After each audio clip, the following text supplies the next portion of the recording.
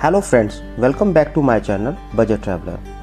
आज हम जा रहे हैं सतबीर जू, जो कि चंडीगढ़ और मोहाली से 20 किलोमीटर की दूरी पर है और पटियाला से 50 किलोमीटर की दूरी पर है। ये जीरकपुर पटियाला हाईवे पर स्थित है। ये जिला मोहाली में पड़ता है।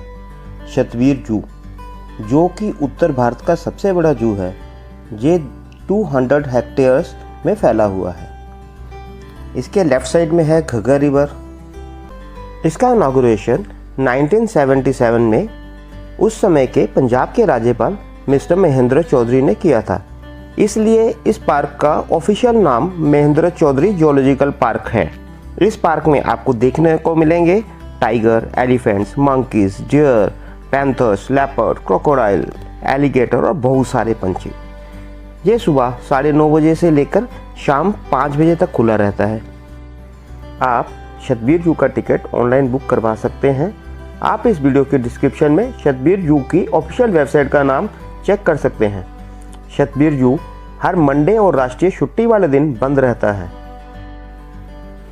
आप जू के अंदर अपना साइकिल लेकर जा सकते हैं, वो भी मात्र 20 रुपये देकर।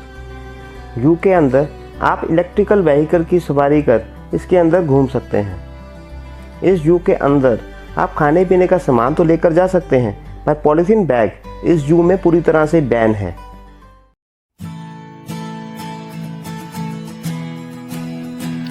सतबीर जू का एंट्रेंस बहुत ही शानदार है। सतबीर जू को बहुत ही साफ सुथरा और वेल मेंटेन किया हुआ है।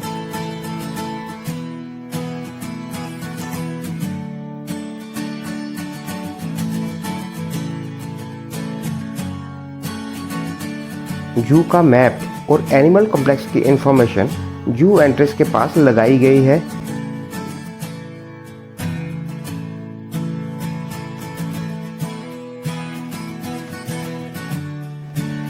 आप बैटरी ऑपरेटर व्हीकल से जू में घूम सकते हैं। मंकी कॉम्प्लेक्स में सबसे पहले आपको मिलेंगे बेबून, जो कि अपने खाने को लेकर काफ़ी अग्रेसिव रहते हैं। इसके बाद आपको मिलेंगे असमी बंदर, रहीसस बंदर, लंगूर और बहुत सारे न्यू टाइप के बंदर आपको देखने को मिलेंगे।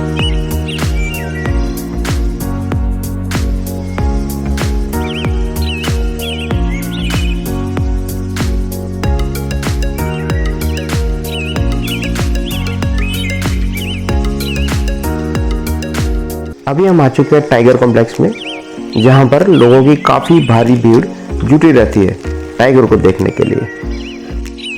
टाइगर को काफ़ी खुला एरिया दिया हुआ है, उसको ऐसा लगे कि जैसे वो अपने नेचुरल हैबिटेट पे रह रहा है।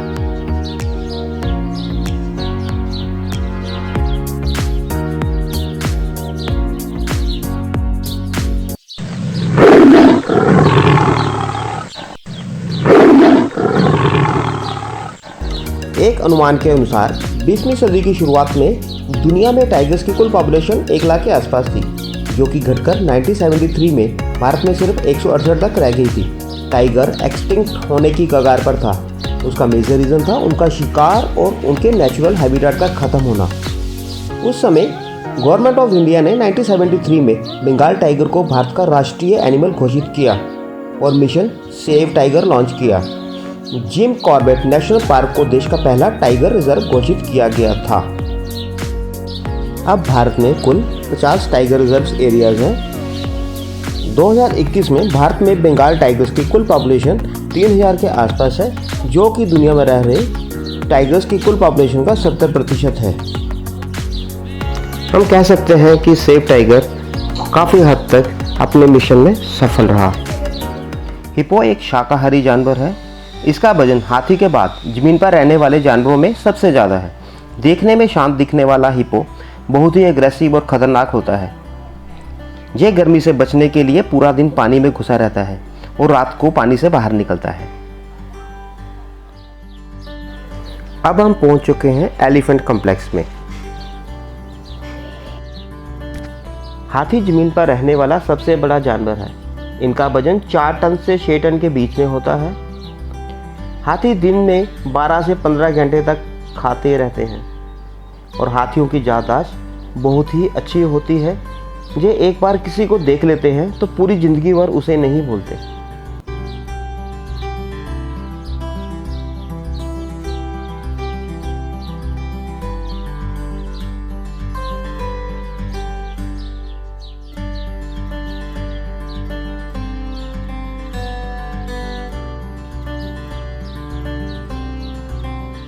जैगुआर कैट फैमिली में टाइगर और लायन के बाद तीसरे नंबर पर आता है।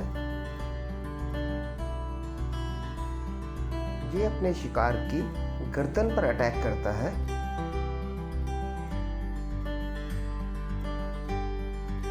इसका वाइट कैट फैमिली में सबसे घातक होता है।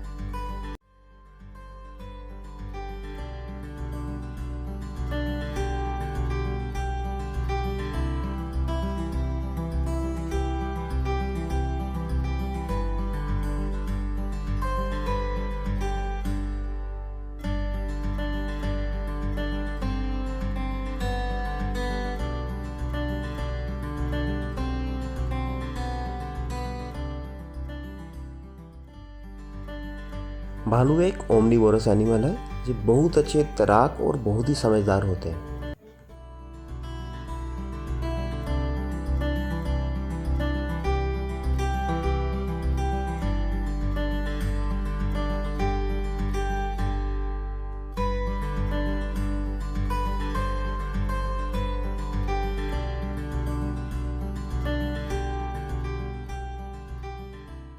अभी हम पहुंच चुके हैं लायन सफारी के टिकट काउंटर पर कोविड रिस्ट्रिक्शन के कारण ये अभी बंद है। चलो मैं आपको दिखा लाता हूँ इसका प्रवेश द्वार।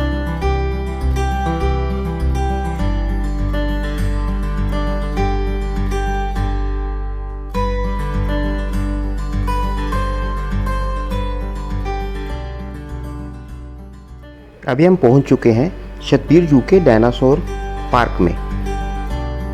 इसको अभी विजिटर के लिए नहीं खोला गया है। इसको अगले महीने तक विजिटर के लिए खोल दिया जाएगा।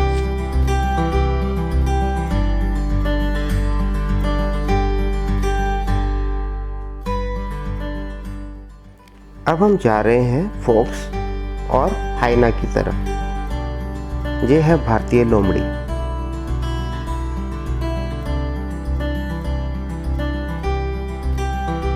ये है हाइना जो सुस्ता रहा है। ऑस्ट्रिच दुनिया का सबसे बड़ा और भारी फ्लाइटलेस बर्ड है। ये 70 किलोमीटर की रफ्तार से जमीन पर दौड़ सकता है। इसकी आंखें 2 इंच तक बड़ी होती हैं और दिन में 3.5 किलोमीटर की दूरी तक से देख सकता है।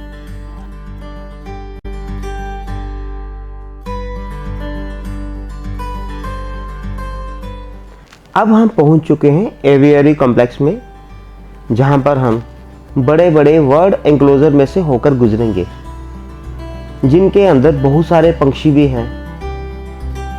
इनमें से प्रमुख पंछी हैं white peafowl, emu, sarus crane, duck spot bill, comb duck, parrot, stork white, stork painter.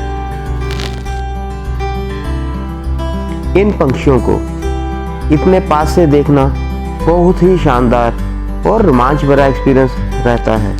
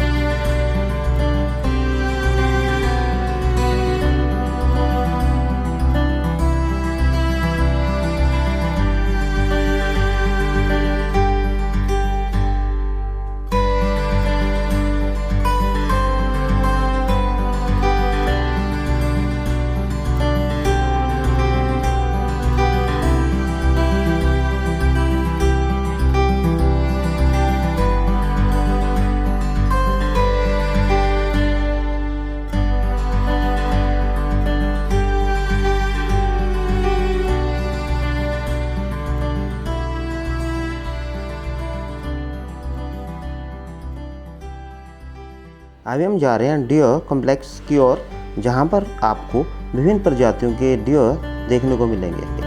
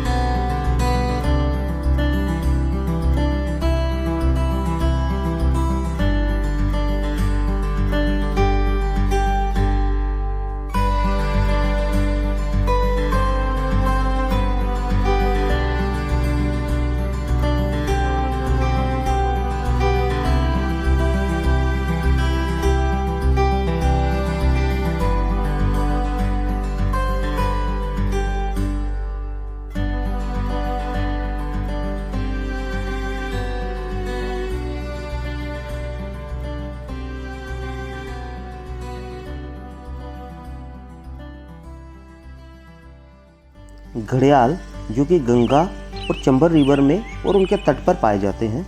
इनका जबड़ा लंबा, पतला और बी शेप का होता है। इनको फिश ईटिंग क्रोकोडाइल भी कहा जाता है।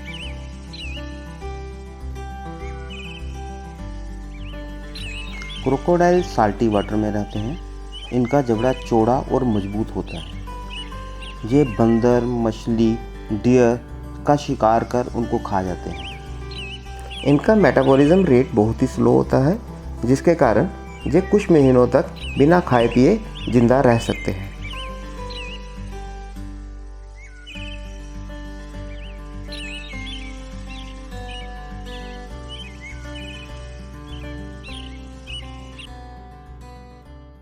अभी हम जा रहे हैं सतबीर जू की लेक पर, जो कि एंट्री पॉइंट के सामने है। लोग आते समय जहां पर सेल्फी लेते हैं और जाते हुए थकने के बाद जहाँ पर आराम करके जाते हैं। तो ये था हमारा सतबीर जू का ब्लॉग। जिस तरह से हम किसी भी जू में जाकर बंधे हुए कुछ जानवरों को देखकर खुशी प्राप्त करते हैं, हमें इस बात का ध्यान देना चाहिए कि जानवर भी अपनी असली ऊर्जा और असली प्रसन्नता तभी प्राप्त कर सकते हैं जब वो अपने नेचुरल हैबिटेट में रहें। आशा करता हूँ कि आपको हमारा ये ब्लॉग पसंद आया होगा। Thanks for your time. शुक्रिया।